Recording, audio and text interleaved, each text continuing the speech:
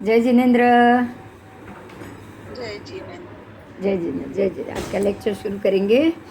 कल जो टॉपिक था वो परमाणु स्कंद का था। पुद्गल परमाणु, उसके एजन, व्यजन, चलन, स्पंदन, प्रकंपन, क्षोभ और उदीर्ण, पुद्गल परमाणु ये सब करता है।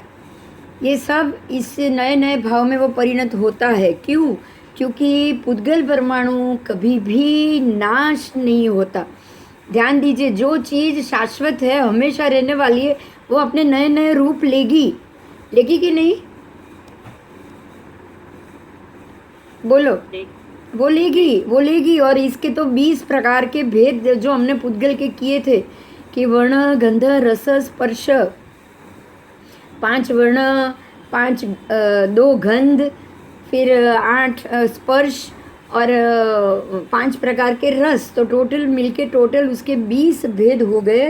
ये 20 के 20 भेद से पुद्गल परमाणु अपना स्वरूप कन्वर्ट करते रहते हैं, बदलते रहते हैं, रूप बदलते रहते हैं। और यहाँ तक कि अगर पुद्गल परमाणु को अग्नि में से भी पसार होना पड़े ना, अग्नि में से भी अगर ये पुद्गल परमाणु पसार होते हैं ना, तब भी उसका नाश नहीं हो सकता। तलवार की धार से अगर उसके टुकड़े किए जाए ना, तब भी उसका नाश नहीं होता। समझ में आया? कैसी छोटी उसकी ताकत होगी। छोटा सा परमाणु आप सोचो, उसके 2 टुकड़े भी नहीं होते, लेकिन ऐसे ही एक प्रदेशी स्कंद ना अग्नि से जल सकता है और ना ही शस्त्र से छेदा जा सकता है। आपको ना मैं अभी एक श्लोक याद दिलाऊंगी। नैनम सिद्ध्यंति शस्त्राणि नैनम दहति पावक। ये सब हमने पढ़ा था, पता है? ये आत्मा के लिए पढ़ा था, याद है? अन्य धर्म में कि अग्नि उसको जला नहीं सकती, शस्त्र उसे काट नहीं सकता। हाँ हाँ, नैनम दहति पावक। उसको अग्नि उसको जला नहीं पाती है और शस्त्र उसे काट नहीं सकता है। तो ये है यही पुद्गल परमाणु कि जिसको, और यही परमाणु देखिए, पुद्गल परमाणु पुद्गलास्थि का एक कण है, तो आत्मद्रव्य का छोटा सा कण आत्मा भी वही होगा कि नहीं? आत्मा का भी नाश होता है, बताओ? अविनाशी है, आत्मा भी अविनाशी है और हमेशा रहने वाला है, शाश्वत पदार्थ है वो। तो जो शाश्वत पदार्थ है, यहाँ तो हर चीज शाश्वत हो गई। कितनी भी बड़ी आग लग जाए, क्या धर्मास्तिकाय का नाश होगा? बताओ। आकाश अस्ति काय, धर्म अस्ति काय, अधर्म अस्ति काय, अजीव द्रव्य, पुद्गलास्ति काय, जीवास्ति का, ये षड द्रव्य ऐसा है कि कितनी भी बड़ी आग लग जाए उसका नाश नहीं होगा। कितना भी बड़ा मतलब वो हो जाए, लोग ज़्यादा आ जाए या कुछ भी हो जाए, उपयोग उसका ज़्यादा बढ़ जाए, तब भी उसका उपयोग ज़्यादा होने पर भी वो ऐसे ही सबके लिए हाजिर रहता है, सब उसका उपभोग कर सकते हैं। ठीक है? तो ये एक हमारे लिए ये बहुत अच्छी बात है ये पढ़ने के लिए कि भाई ये सारे षड्द्रव्य है, ऐसे द्रव्य है जिसका कभी भी नाश नहीं हो सकता। बराबर? हाँ, बराबर। तो ऐसा परमाणु पुद्गल जो कदाचित एजन करता है, कदाचित एजन नहीं करता। कदाचित उसका एक देश एजन करेगा, तो कदाचित वो त्रिप्रदेश स्कंद की बात है। हाँ, 3 प्रदेश स्कंद की बात। परमाणु पुद्गल भी कदाचित एजन करता है, कदाचित एजन नहीं करता है। अब 3 प्रदेश इकट्ठे होंगे तो 3 में से एक करेगा, एक नहीं करेगा, ऐसा होगा ना?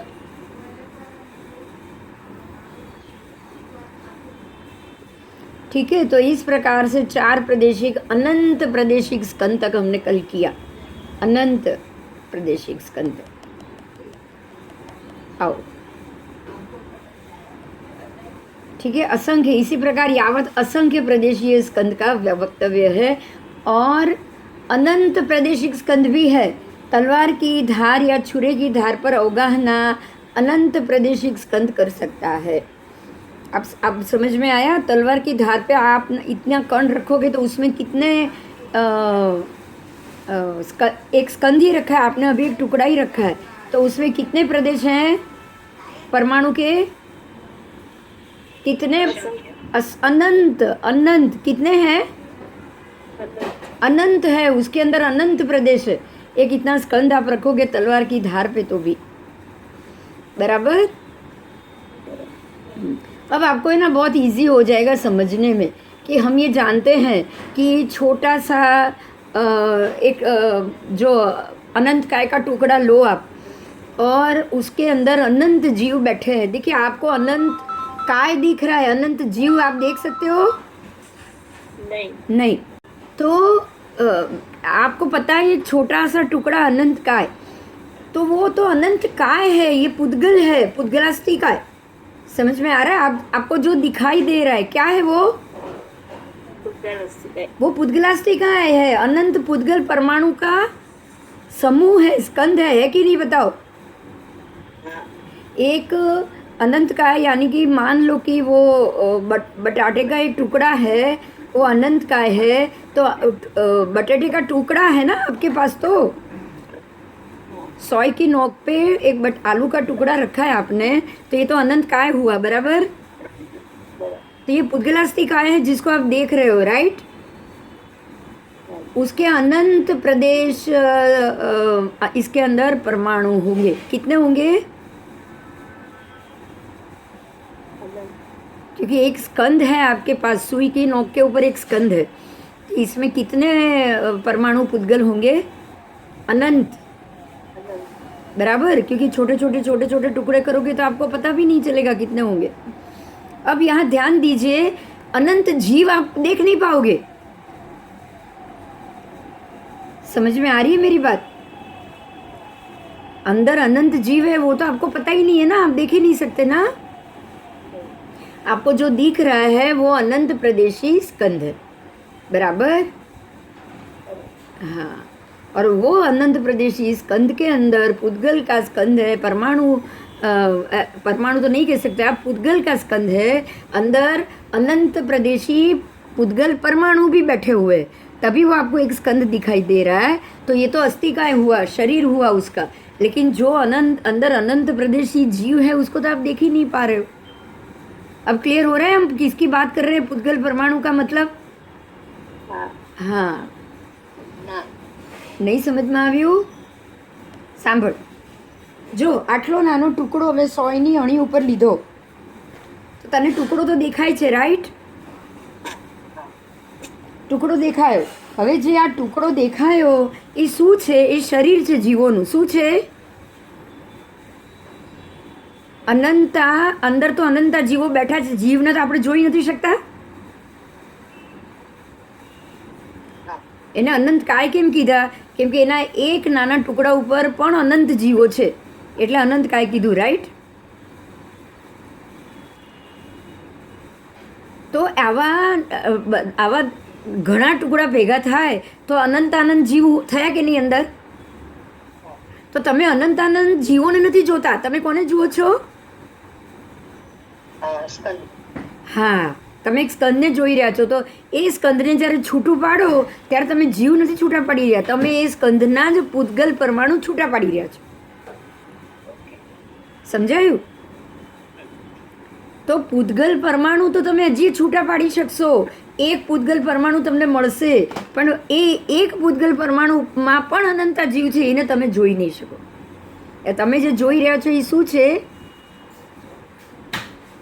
પૂતગલ પરમાણુ, બરાબર. તમે પૂતગલાસ્થિકાય જોઈ શકો છો, પણ જીવાસ્થિકાયને જોઈ શકો છો? બોલો.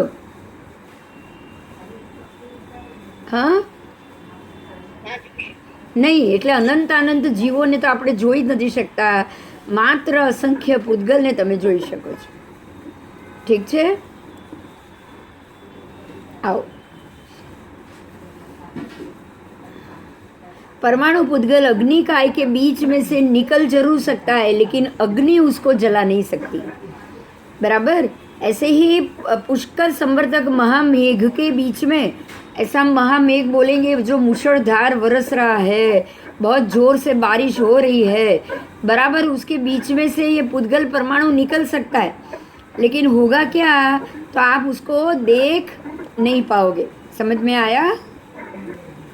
वो बीच में से निकल रहा है, लेकिन फिर भी ऐसे मूसलाधार बारिश से वो परमाणु पुद्गल गिर जाए, अटक जाए, भटक जाए, कहीं चला जाए, मतलब डूब जाए, ऐसा कभी नहीं होगा।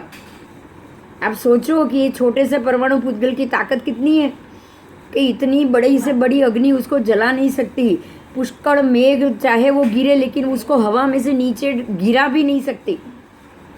वो परमाणु हवा से नीचे गिर तक नहीं सकता, अपनी जगह से हिल तक नहीं सकता है। कितना शक्तिशाली है पुद्गल परमाणु। अगर तेज हवा आई तो हम लोग नहीं खड़े रह पाएंगे, लेकिन पुद्गल परमाणु स्थिर रहेगा, उसको हिला भी नहीं सकेगा वो। क्या वो गीला होता है? यहाँ क्वेश्चन किया गौतम स्वामी ने कि इतनी तेज बारिश में क्या वो गीला होता है? भगवान कह रहे हैं ना, वो गीला तक भी नहीं होता है, वो गीला भी नहीं हो सकता। बोलो। નહીં, સ્કંદમાં થયા પછી તો ઘણું બધું થાય। આજે હું જઈને હું છું એટલે એક પૂતગલાથી સ્કંદ બની ગયો છે, મારું શરીર એક સ્કંદ બની ગયો છે, તો એ સ્કંદમાં તો કંઈ પણ થઈ શકે એનું। समझाए छे? कारण के ध्यान दो, कारण क्यों? स्कंद में इसका कुछ भी, वो गीला भी हो सकता है, वो जल भी सकता है, सब कुछ हो सकता है। क्यों?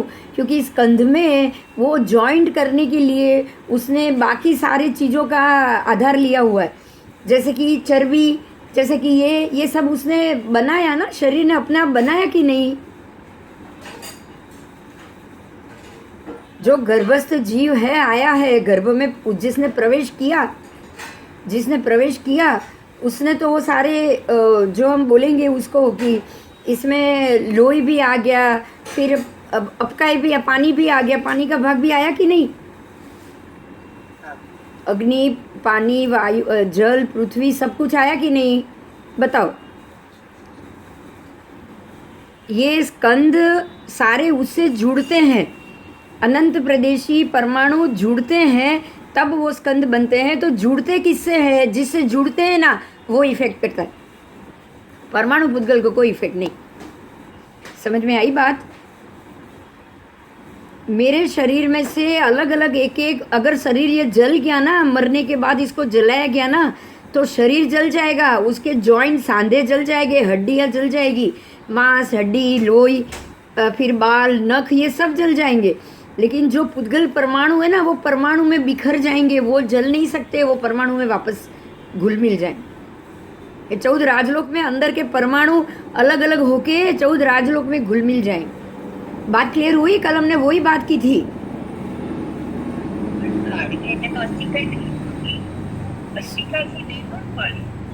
अस्थिकाय तो बना है, पुद्गल अस्थिकाय समूह बना, पर समूह बनने में बहुत सारी चीज मिक्स हुई ना, चर्बी हुई, खून हुआ, चमड़ी हुई। अब ये तो सब नाशवंत है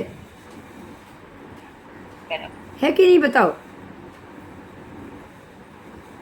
आप एक मोती लो, सुनो, एक मोती लो, मोती को आप रुई के अंदर लगाओ, रुई से चिपकाओ, फेविकॉल से चिपकाओ, डोरी में, धागा में, माला में परो, तो वो माला डोरी टूट सकती है, मोती, डोरी टूटेगी तो मोती बिखर जाएंगे, बराबर?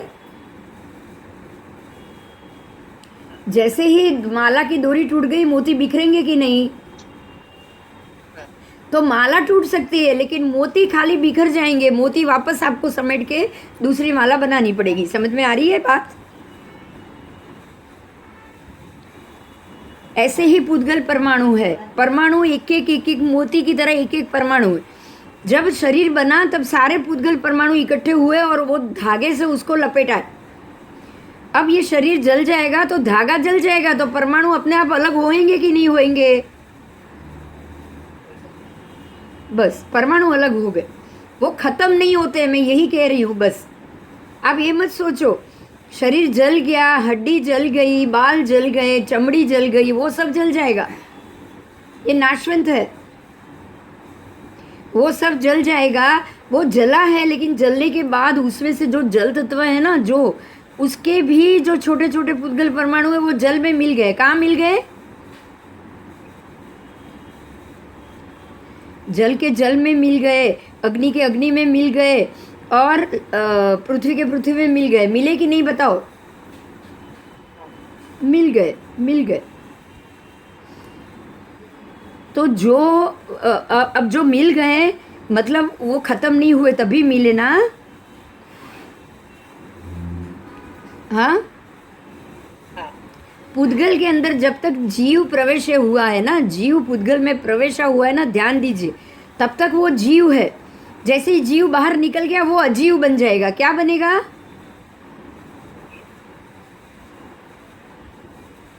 पुद्गल परमाणु अजीव द्रव्य है। क्या है?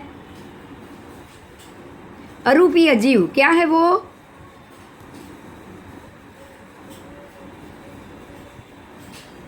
हेलो।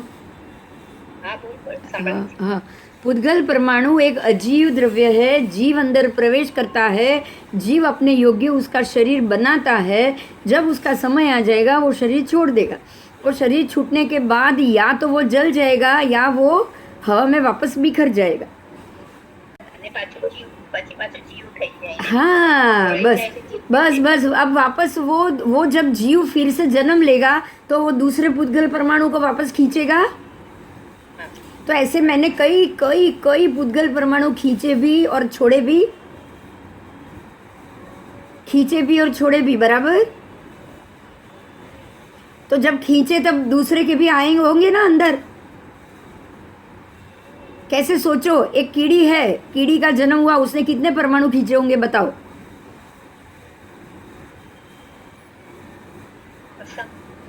कीड़ी तो इतनी छोटा सा शरीर बनाना है, बहुत छोटा लेगा ना परमाणु उसको। तो अब कीड़ी मरने के बाद हाथी बन रहा है, तो अब वो ज्यादा परमाणु खींचेगा। हाँ, तो अब वो कीड़ी का छोड़ा हुआ तो वो नहीं, उतना तो उसको होगा भी नहीं, होगा क्या बताओ? नहीं। तो उसको बाहर से लेना पड़ेगा ना। हाँ, हाँ, ऐसे ही हमने भी खाली हमारे छोड़े हुए लिए होंगे। सोचो एक बार कि जब मैं जब अभी के समय में मेरे 5 फुट की ऊंचाई है, और मैंने मरने के बाद बहुत सारे पुद्गल छोड़े।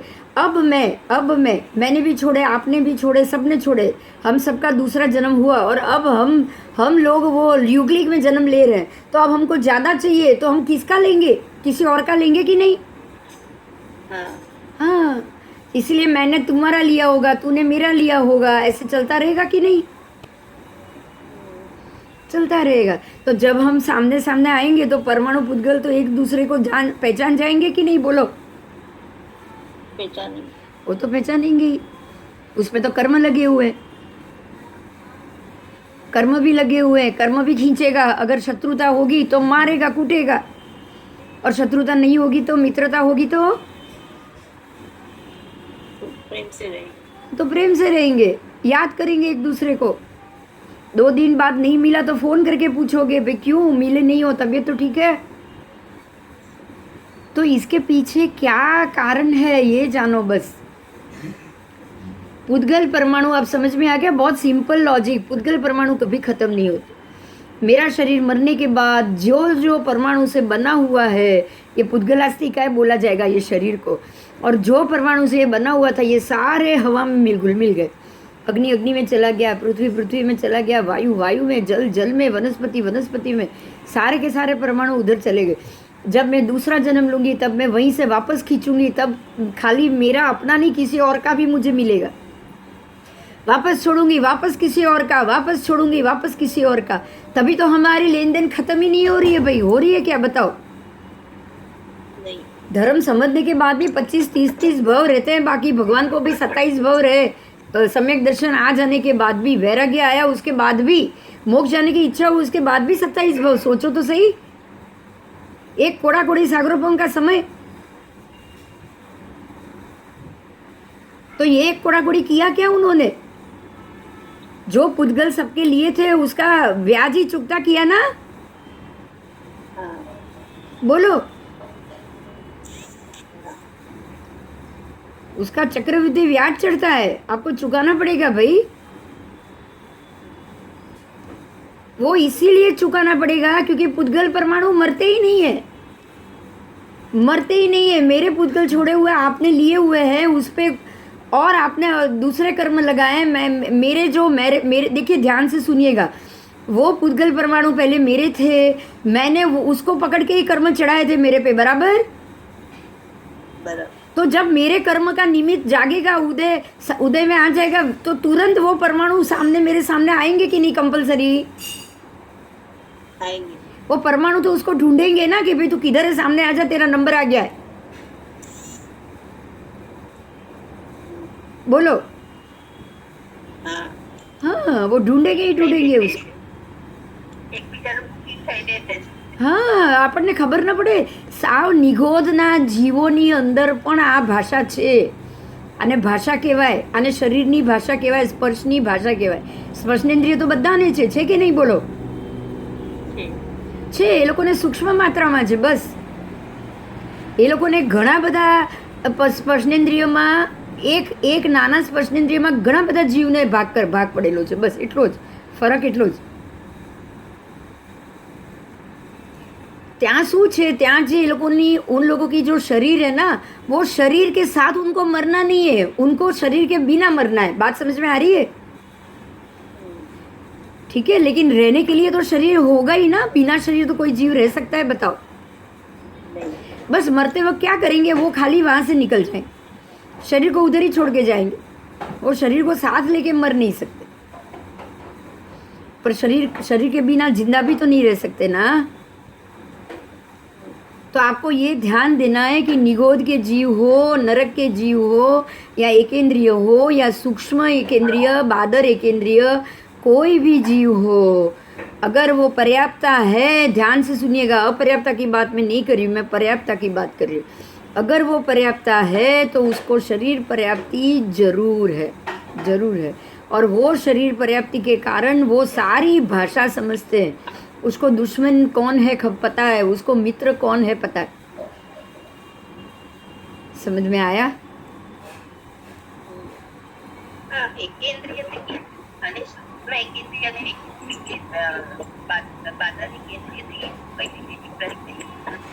सूक्ष्म एकेंद्रिय, बादर एकेंद्रिय ने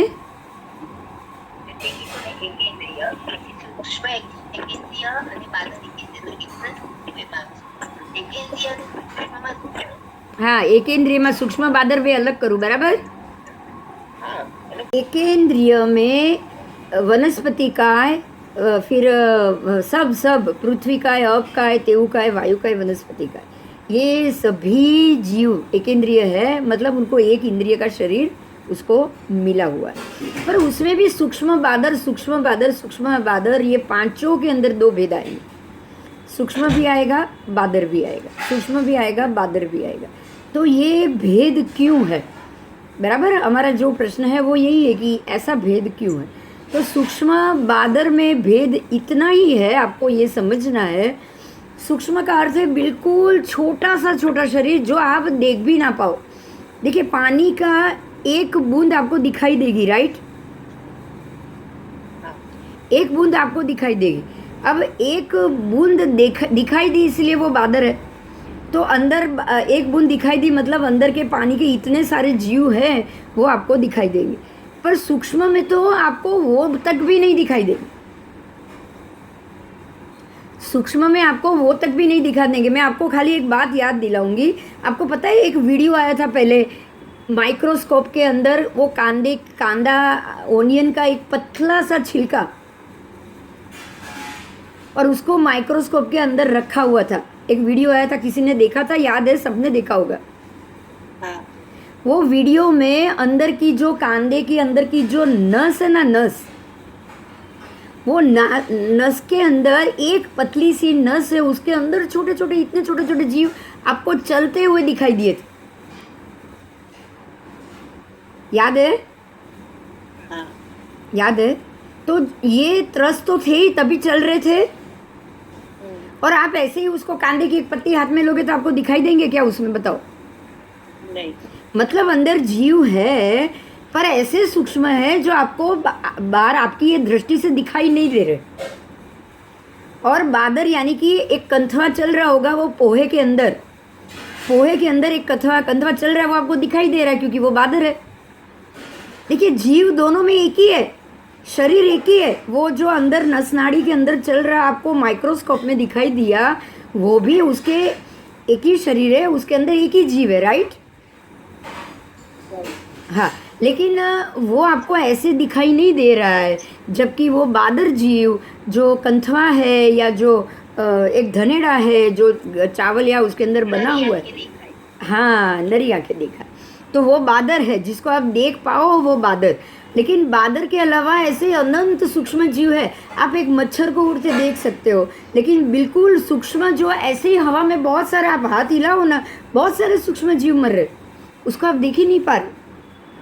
कल जो हमने वो पाठ किया था, तीर तो छोड़ दिया, अब तीर छोड़ दिया, आपको कुछ नहीं दिख रहा है हवा में, लेकिन जितने जितने हवा को वो क्रॉस करके जाएगा, उसमें जितने भी सूक्ष्म जीव होंगे, सबको मारा हुआ आपको प्राणाधिपति का दोष लगेगा।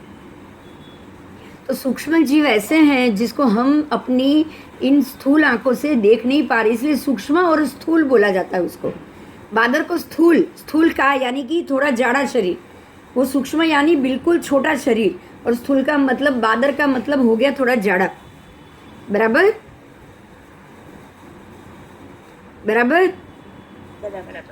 हाँ, एक खून की बूंद में 1 लाख से ज्यादा जीव, जीव तो एक ही है सब अंदर, जीव तो सबके सब एक ही है, पर 1 लाख बूंद, एक बूंद में एक ड्रॉप खून होगा, उसमें 1 लाख से ज़्यादा अंदर वो अपकाय के जीव है। अब आप ये सोचिए, ये खून की एक बूंद, उसके अंदर भी त्रस्काय के भी जीव होते हैं, त्रस्काय के रोग के कीड़े होते हैं, जो रोग होते हैं उसके भी कीड़े होते हैं। अगर उसको आप माइक्रोस्कोप में रखोगे तो वो कीड़े दिखाई देंगे, बिना माइक्रोस्कोप आपको दिखाई नहीं देंगे। मेरी बात समझ में आ रही है? तो वो त्रसजीव है, त्रसजीव में भी सूक्ष्म बादर हो गया। वो सूक्ष्म बादर अलग नहीं किया है, लेकिन ऐसे छोटे जीव हम देख नहीं सकते हैं जिसको परमात्मा देख सकते हैं। परमात्मा ने बताया कि उसके अंदर 1 लाख जीव है, तो उनको पता है ना, उन्होंने 1 लाख की, केवली भगवंत है तो गिनती 1 लाख से भी ज़्यादा तो गिनती की होगी, तभी बताया ना। बोलो, बिना गिनती किए कोई बताएगा? नहीं। केवली परमात्मा नहीं बताएंगे, वो तो एग्जैक्ट संख्या भी बता देंगे। तो सूक्ष्म बादर का अर्थ ये हुआ कि एक वनस्पति जिसमें, जिसको सूक्ष्म हम कहेंगे, वनस्पति काय में भी ऐसा ही होता है कि एकदम सूक्ष्म, जैसे कि एक बीज है, बीज के अंदर से एक पूरा वृक्ष बनने की ताकत है कि नहीं है? अब बीज का कुपल फूटेगा, अंदर से अंकुर बाहर आएगा, बीज कड़क है ना, कड़क, तब तक उसके अंदर जीव ही नहीं है। अगर सूखा हुआ एक मूंग का दाना है तो वो सूखा हुआ है, अंदर जीव नहीं है, जीव था वो निकल गया, तो अब वो निर्जीव बन चुका है। अजीव नहीं बोलेंगे, हम निर्जीव बोलेंगे। क्या बोलेंगे? निर्जीव। इसीलिए आप उसको आयम बिल में खा सकते हो, बराबर। लेकिन अगर उसमें अंकुरा फूट गया, अगर भिगो के रख दिया और उसका बनाना भूल गए, 5-6 घंटे हो गए और अंकुरा थोड़ा फूट गया, अब वो खा पाओगे? नहीं। क्यों बताओ? अंकुर फूट गए। अंकुर फूट गए तो क्या चेंज हुआ? हाँ, बहुबीज भी नहीं, बोलो यही बात है, अपना मुद्दा ही चल रहा है, वही हुआ है। आप सोचो कि पहले वो मूंग जब आपने भिगोया तुरंत, तब वो बादर था? नहीं। बादर ही था ना, दिख रहा था, अंदर से सूखा था, तो बादर एक इंद्रिय हुआ कि नहीं? हाँ। बादर एक इंद्रिय हुआ ना? बादर वनस्पति काय हुआ कि नहीं एक इंद्रिय? हुआ। वनस्पति काय एक इंद्रिय, वनस्पति काय आपको प्रत्येक वनस्पति काय हुआ कि नहीं? अंदर एक जीव था ना, एक मूंग में एक जीव था, तो प्रत्येक वनस्पति काय हुआ कि नहीं? हाँ। हुआ। अब वो मूंग जब अंदर फणगे फूटने की तैयारी हो गई, तो अब वो अनंत काय, यानी कि हम बोलेंगे सूक्ष्म, अंदर अनंत सूक्ष्म जीव हो गए। क्या हो गया? अनंत सूक्ष्म जीव पनपना शुरू हो चुका है। अब अंदर से उसका बीज मूलिया निकलेगा, अंकुर फूटेगा, मूल निकलेंगे और उसके ऊपर असंख्य ऐसे अंदर से दूसरे मूंग भी पैदा होंगे, पत्ते भी होंगे, बहुत सारा होगा। तो अब इसको क्या कहोगे? अंदर आप ये कहोगे अंदर एक ही जीव था, सूख गया, निर्जीव है, आप ऐसा बोलोगे उसको? नहीं, अब तो अनंत जीव पैदा करेगा। क्या करेगा? अनंत जीव। अब उसके अंदर अनंत जीव आ चुके हैं। समझ में आया? अंकुर फूटी हुई चीज खाने से अंदर अनंत जीव आ चुके हैं। अब जो वृक्ष के ऊपर पैदा होंगे ना, वो सारे जीव की शक्ति अंदर घुस गई इसके अंदर। एक वो जब खाली उसका अंकुर फूट गया उसी के अंदर। समझ में आई बात? अब वो निर्जीव नहीं है, अब ये सजीव बन चुका है। सजीव में भी अनंत जीव का धारक बन चुका है। उसने अनंत जीव अपने अंदर धारण कर लिए कि नहीं? कर लिया। कर लिए। इसीलिए अंकुरा फूटी हुई कोई चीज नहीं खानी है, चाहे वो सूखी है, आयम बिल की चीज है, आयम बिल में ही खाने जैसी चीज है। लेकिन कब तक? जब तक वो निर्जीव है तब तक। जैसे ही अंदर जीव की उत्पत्ति होना शुरू हो गई, वो अनंत जीव का धारक बन चुका है, इसलिए उसको बिल्कुल नहीं खाना है। आप समझ में आ रहा है आपको? हाँ, हाँ, बराबर। कहाँ प्रश्न था बताओ?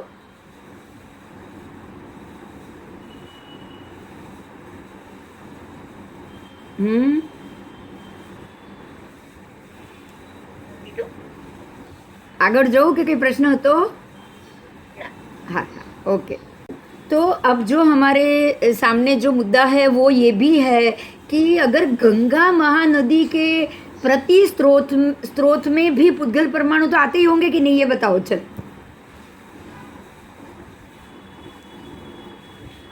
आते होंगे कि नहीं? हाँ, आते ही होंगे। हाँ, तो क्या नदी उसको बहा पाएगी? नहीं, नहीं, नदी भी उसको नहीं बहा पाती। नदी भी उसको नहीं बहा पाती। आप सोचो कि ये जो अजीव द्रव्य है उसकी ताकत कितनी है।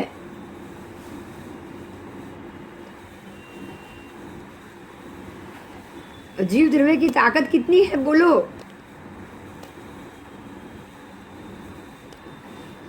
आपको जीवा हम जो बोलते हैं ना, जीव विचार की सबसे पहली गाथा याद है किसी को? जीवा जीवा पुनम पावा, याद आया? हाँ, નથી ભૈયા। जीवा जीवा जीवा जीवा पुनम पावा, याद करिए। यहीं पे ये मुद्दा आ रहा है ना, इसलिए मेरे को सब याद आ रहा है। जीव अजीव, समझ में आया? जीवा जीवा पुनम पावा, पुण्य और पाप। जब जीव अलग है, अजीव अलग है, दोनों अलग है, राइट? राइट। जीव कौन है? जीव अलग है। मान लो आत्मा अकेला जीव है, अजीव आपका शरीर वरी सब अजीव है। जब जीव अजीव इकट्ठे होते हैं ना, जीवा जीव, तो जीव अजीव दोनों इकट्ठे हो गए जीवा जीव में। हाँ, जीवा जीव मतलब जीव और अजीव दोनों इकट्ठे हो गए। जैसे ये मेरा शरीर, जैसे आपका शरीर, जैसे सारे एक इंद्रिय से लेके, सूक्ष्म से लेके, निगोद से लेके, सब जो वनस्पति है, जो भी है, निगोद है, दिख रहा है, वो कणी दिख रही है, वो सब जीव अजीव जब इकट्ठे होते हैं ना, तभी पुण्य पाप शुरू हो जाता है।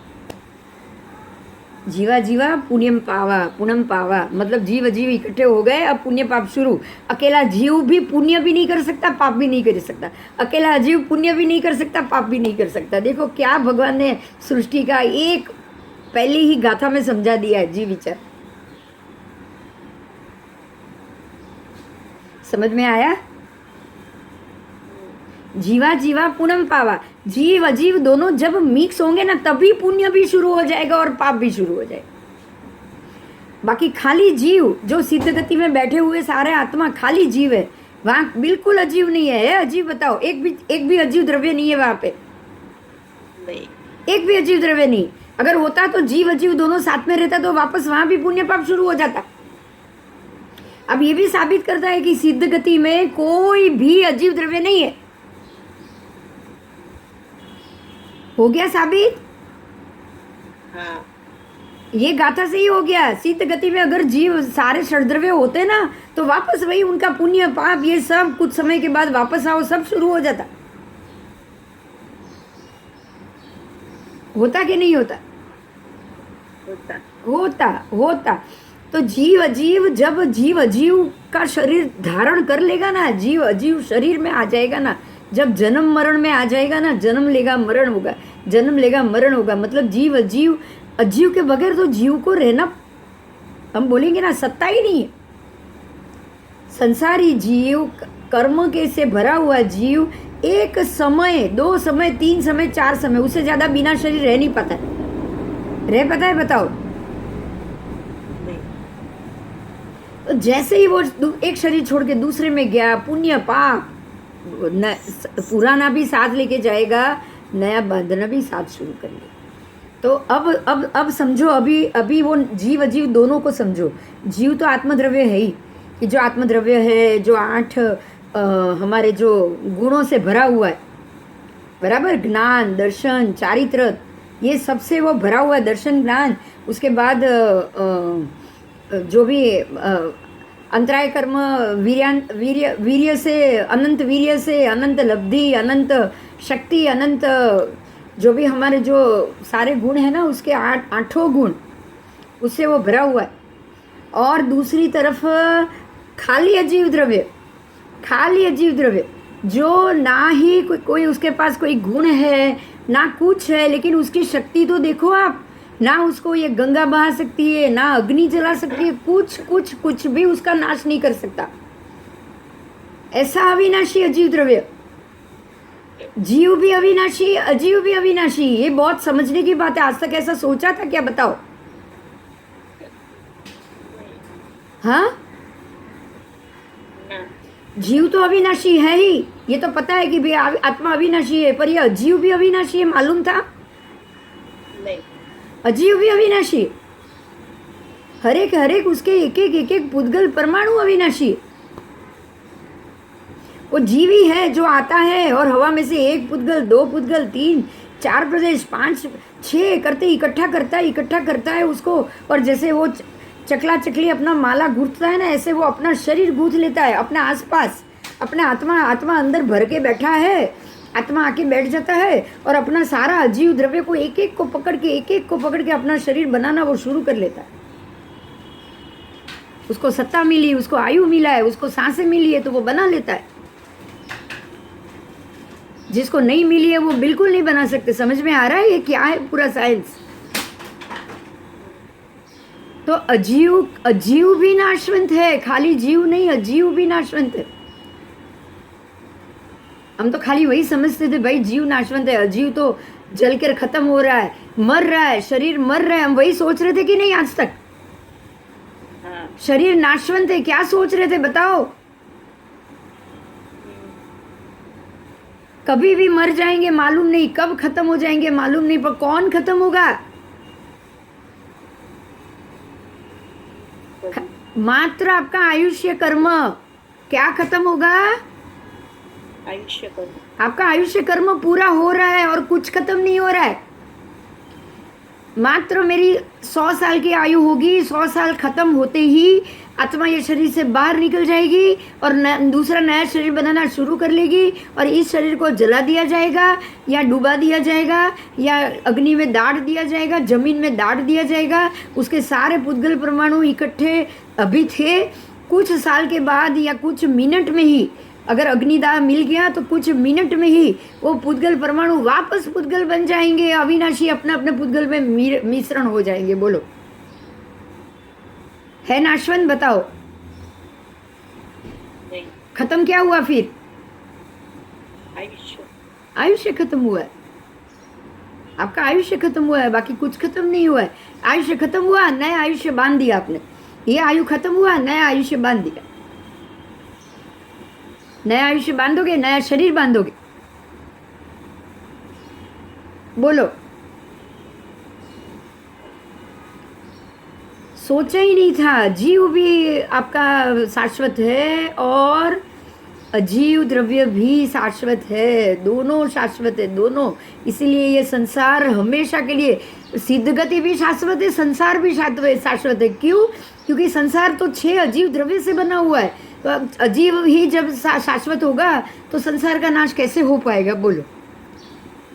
नहीं हो पाएगी। हम ये बोलते हैं कि ये पृथ्वी रसाताड़ हो जाएगी, पृथ्वी खत्म हो जाएगी। होगी? बताओ तो होगी क्या? नहीं। कभी नहीं होने वाली, कभी भी नहीं। आज बहुत बड़ी बात जानी है। हाँ, પણ આપણે એમ કહીએ કે આરા ખતમ થાય છે જો પછી છ વર્ષ પછી કશું નવું શું 6 આરા? આપણે કે ને પાંચમો વારો જાય છે છઠ્ઠો વારો પછી બધું જૈન ધર્મ ખતમ થઈ જશે. वो खाली छठे आरे शुरू होते ही जैन धर्म खत्म होगा। मनुष्य नहीं, षड द्रव्य नहीं, संसार नहीं, पृथ्वी नहीं। अभी आप पृथ्वी के ऊपर रह रहे हो, पृथ्वी के नीचे अंडरग्राउंड रहोगे, बस उतना ही फर्क। ना सूर्य चंद्र खत्म, ना ग्रह की गणना खत्म, ना बारिश खत्म, ना हवा खत्म। समझ में आ रहा है? ना मनुष्य खत्म। ज्यादा गर्मी है इसलिए आप अंडरग्राउंड रहोगे, बस उतना ही फर्क। और इतनी गर्मी तेज है तो कोई वनस्पति नहीं है, तो जो मिला उसको खाओगे। अगर आपको मछली वछली ये सब खाने को नहीं मिला तो मनुष्य को भी खाई जाएगा, इतना याद रखना आप। समझ में आ रही है मेरी बात? हाँ, और तब ये मत सोचना कि कुत्ते बिल्ली होंगे नहीं, वो भी आपके साथ अंदर जमीन में रहेंगे। रहेंगे कि नहीं? नहीं। रहेंगे ही रहेंगे। क्यों नहीं होंगे भाई? उनकी उत्पत्ति बंद हो जाए ये तो पॉसिबल नहीं है ना। आपकी तरह वो भी छोटे हो जाएंगे ना, इतने। हाँ।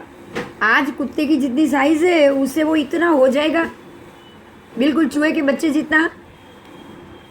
हाँ।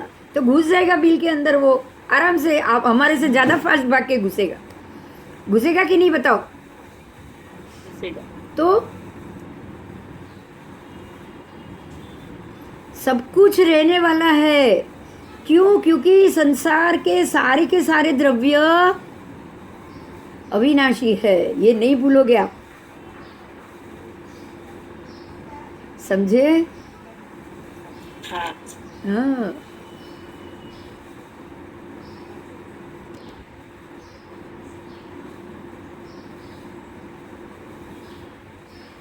अग्नि का अच्छा, अब जो परमाणु पुद्गल की बात की, वो अग्नि के बीच में से निकले जलेगा नहीं, पानी से बीच में से निकले जलेगा नहीं। लेकिन क्या अनंत प्रदेशी स्कंद का क्या होगा?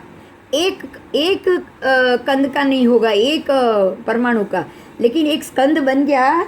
जैसे मैंने वो लुआ बनाया आटे का एक कण, वो ख़त्म नहीं होगा। लेकिन अगर मैं इतना पानी वानी सब डाल के अंदर और मैं इतना लुआ बना दूँ तो अब लुआ तो पानी में बह जाएगा कि नहीं? हाँ। लुआ तो जल के ख़त्म हो सकता है। अनंत प्रदेशी स्कंद अग्निकाय के बीच में अगर चला गया तो वो जलेगा। समझ में आ रहा है? वो जलेगा और उसके सारे परमाणु पुद्गल अलग हो जाएंगे। पुद्गल परमाणु नहीं जलेंगे। समझ में आ रही है मेरी बात?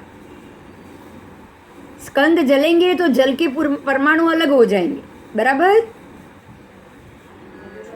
बराबर। ऐसे बड़ा अनंत प्रदेशिक स्कंद अगर पानी में चला गया, पानी तो पानी उसको बहता हुआ अपने साथ घसीट के ले जाएगा ना। हाँ, लेकिन अगर वो अंदर से छूटा पड़ गया कण, तो अंदर से एक परमाणु पुद्गल को वो पानी कुछ नहीं कर पाएगा। वो बड़ा होगा ना इतना गट्ठा, तो उसको अलग कर सकता है ना। अब मिट्टी होगा, मिट्टी का इतना घड़ा कच्ची मिट्टी का है, पका नहीं है, और पानी में डाल दिया तो वो कच्ची मिट्टी का घड़ा ढह बिना रह पाएगा? बताओ। पानी क्या करेगा? उसको पिघाल देगा। बराबर? मिट्टी को पिघाल देगा कि नहीं? अग्नि में डालोगे तो अग्नि भी पिघाल देगा कि नहीं? हाँ, लेकिन अगर ये जो आपका मटका है उसको पिघल जाने के बाद पानी ने उसको पूरा पिघाल दिया, अब छोटे से कण को पानी कुछ कर पाएगी? नहीं, वो कुछ नहीं कर पाएगी। समझ में आ रहा है? इसीलिए स्कंद भी नष्ट होते हैं, लेकिन आपका परमाणु कभी भी खत्म नहीं होगा। बराबर बराबर।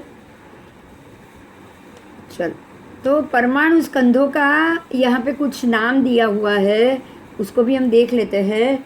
सार्ध्य, समर्थ्य उसका समध्य, सार्ध और समध्य उसका मध्य भाग। तो परमाणु पुद्गल का क्या? स अर्ध यानी कि आधा, समध्य यानी कि उसका मध्य भाग, और सप्रदेश होते हैं। होते हैं क्या? भगवान कह रहे हैं कि परमाणु पुद्गल का स अर्ध, समध्य या सप्रदेश बोलो, हो सकता है? आप बताओ, इतना सारा पढ़ लिया है, हो सकता है? बताओ। हाँ, नहीं। नहीं, क्योंकि एक ही है ना वो। हाँ, उसको जब आप छुरी से काट नहीं पाओगे तो मध्य में आप कैसे पहुंच पाओगे? बताओ। अगर मध्य होता तो ही काट सकते थे, हाँ, उसका मध्य तो है ही नहीं। तो ना वो समध्य है, ना वो स अर्ध है, और ना ही वो सप्रदेश है। तो वो क्या है? उसका उल्टा, वो अमध्य है,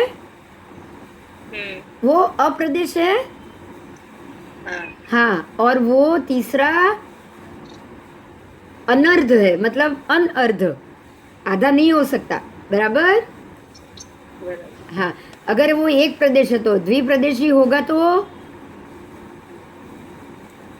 अगर दो प्रदेशी है तो भी उसमें अर्ध तो होगा ना, दो टुकड़ा तो होगा ना, दो प्रदेश का होगा। होगा। तो उसमें सर्ध है, सार्ध है। बराबर। मध्य भी है।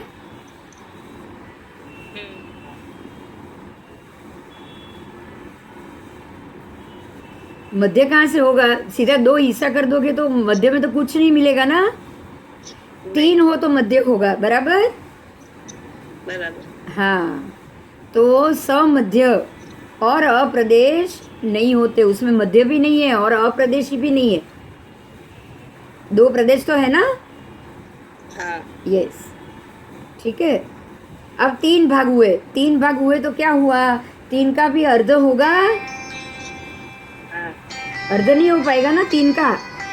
एक मिनट। हाँ, तीन प्रदेश होता है ना तो मध्य नहीं होता, क्योंकि मध्य में भी परमाणु होते हैं, राइट? हाँ, तो अब उसका मध्य, आपको मध्य तो मिलेगा ना। हाँ, दौड़ दौड़। हाँ, दौड़ दौड़, पर दौड़ तो हो नहीं सकता, एक का आधा तो होता नहीं है, नहीं, किसी का आधा नहीं होता है, इसीलिए ये अमध्य है। क्या है? अमध्य। हाँ, अमध्य है बस। और अप्रदेशी नहीं है। बराबर। बराबर। हाँ, अप्रदेशी नहीं है। तो बस इसी प्रकार से इसको यहाँ गिनती की है। तो गिनती करना तो आसान है, क्योंकि आप जैसे जैसे एक एक परमाणु को अलग करते जाओ आपको मालूम पड़ता जाएगा ये कितने प्रदेशी है। तो असंख्य प्रदेशी या संख्य प्रदेशी में सप्रदेश तो सब में आएगा। वो तो सब में आएगा। तो इस प्रकार से परमाणु पुद्गल के सर्ध, समध्य और सप्रदेश बताए गए हैं। तो जितने जितने इकट्ठे होंगे उस हिसाब से उसके प्रदेश। बस हमको खाली पुद्गल परमाणु का डिवीजन नहीं करना है, क्योंकि हो ही नहीं सकता। क्लियर हुआ? हाँ, आवाज आ रही है मेरी? हाँ, આવે છે તો ફરીથી કરો। आप पुद्गल परमाणु का डिवीजन नहीं कर सकते, बस उतना ही ध्यान रखना है। तो आपका बाकी का तो आप आधा कर सकते हो कि नहीं? हाँ, आधा करोगे ना तब भी एक इधर जाएगा, एक इधर जाएगा। बराबर। एक का आधा कभी नहीं होगा। ये खाली, ये तो याद रह गया सबको।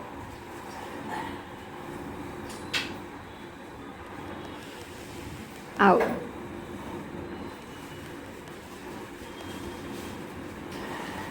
अब पुद्गल स्कंधों की संस्थिति। परमाणु पुद्गल काल की दृष्टि से कितने समय तक रहता है? हमने उसको अनंत अविनाशी तो कह दिया है, बराबर। तो जगन्य से एक समय, उत्कृष्ट से असंख्यात काल, और इसी प्रकार अनंत प्रादेशिक स्कंद तक की भी अनंत असंख्यात काल की अवधि है। ये एक प्रदेश और असंख्यात काल हमारे शरीर की अपेक्षा से है। क्लियर हुआ? हाँ हाँ, अगर वो शरीर बन के आपका परमाणु ने एक स्कंद बनाया है तो, बाकी हवा में तो परमाणु है, वो तो नाशवंत है, उसका कोई समय नहीं। आकाश के एक प्रदेश में अवगाढ़ सप्रकंप, मतलब जो कंपित है वो पुद्गल, उस अधिकृत स्थान में अथवा किसी दूसरे स्थान में, ठीक है, काल की दृष्टि से कितने समय तक रहता है, तो वो भी असंख्य, जगन्य से एक समय, उत्कृष्ट से आवलिका का असंख्यातवा समय, ठीक है। तो एक आवलिका के असंख्यातवा भाग तक, उत्कृष्ट से इसी प्रकार से असंख्य प्रदेश अवगाढ़ सप्रकंप पुद्गल की भी यही काल अवधि है, ठीक है। आकाश प्रदेश में जो अवगाढ़ित, जो ये सप्रकंप पुद्गल है ना, वो अधिकृत स्थान में, मतलब एक ही स्थान में वो ज़्यादा समय नहीं रहते। आवलिका के भी असंख्यात समय में वो अपनी जगह बदल लेंगे। क्लियर हुआ? बात समझ में आ रही है? वो एक जगह पे ठीक नहीं रह सकते हैं, रहते भी नहीं है। बिल्कुल छोटे से हल्के से पुल्के से हैं तो वो अपने आप अपनी जगह से स्थानांतर कर जाएंगे। स्थानांतर करेंगे कि नहीं बताओ? करेंगे। हाँ, ठीक है। तो ये एक समय में जगन्य से स्थानांतर करते हैं, मतलब ये एक जगह स्थिर तो रहते ही नहीं है, कंपित ही होते रहेंगे ना, उसको कंपन कहा जाएगा। क्या कहा जाएगा?